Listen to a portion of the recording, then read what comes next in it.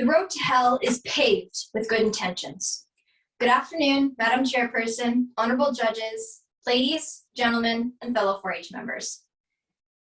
Canada agreed to take part in the international challenge of preventing global warming by trying to reduce its greenhouse gas emissions. The strategy chosen was a carbon tax, with a promise of investment in programs and technologies that would encourage greener energy.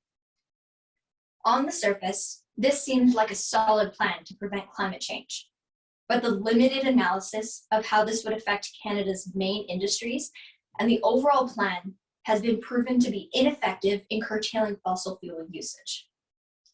And worse yet, damaging to the agricultural industry and overall economy in Alberta and Canada. Canada joined the Paris Agreement, an international treaty to fight climate change that has been adopted by 196 parties across the world. The goal is to decrease the global temperature average by 0.72 degrees from its current level of 2.23 degrees above pre-industrial levels. The carbon tax is levied by the Canadian government. It is intended to lower the greenhouse gas emissions from the country by encouraging people to buy things that are more energy efficient.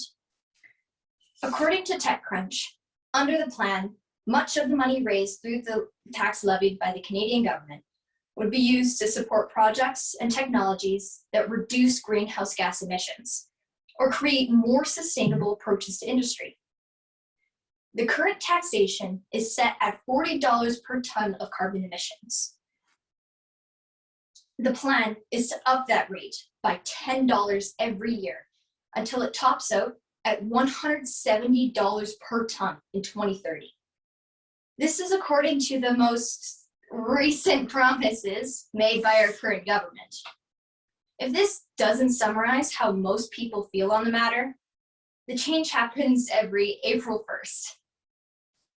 According to the 2020 census, of the 38 million residents in Canada, only 280,000 or 0.7% work in the agricultural industry.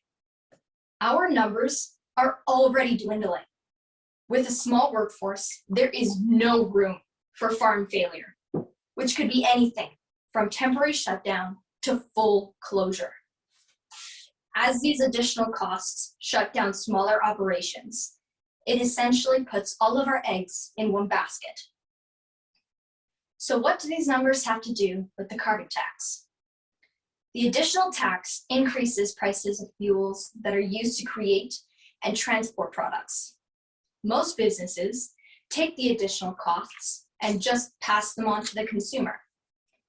So why do additional taxes affect the ag industry differently? Let's take grain farmers as an example. Due to the additional fuel and propane costs for transportation, grain drying, and rail freight, the cost of grain farming in the year 2030 will increase by $12.52 per acre of land. This number does not include the increased costs of items such as fertilizer, steel, equipment, or even feeding your farmhands. Farmers must sell their products at market price, unlike the businesses listed above, who can increase the selling price of their products to cover costs. At the end of the day, the farmer makes $12.52 per acre less than what they would have if the tax were not present. Small farms are affected by it way more drastically than corporations because it is a lot easier to spread additional costs and handle market dips when you're dealing on a large scale. The only reason that our industry has been able to withstand devastating events is due to the fact that when a few ranches are affected, the others can fill in the market. It comes down to survivability. Most small to medium-sized farms already require supplemental income from employment outside of the industry. The shutdown of any of these operations lessens the workforce and eradicates generations of knowledge and tradition. It feels like there's not much we can do to prevent the inevitable. So when you see youth in agriculture, do everything that you can to support them. Most of all, vote for politicians who understand the risks of biting the hand that feeds them.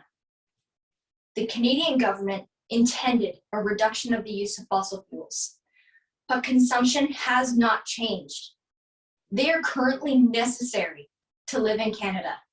We must drive, and we must stay warm. The tax did not meet its intended purpose. It merely ended up sinking the economy and signing a death sentence to the diversity of our agricultural industry in the process.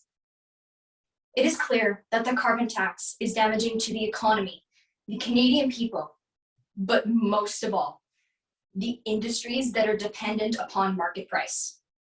With the large dependency on the 0.7% of Canadians, if that percentage falls, who feeds us?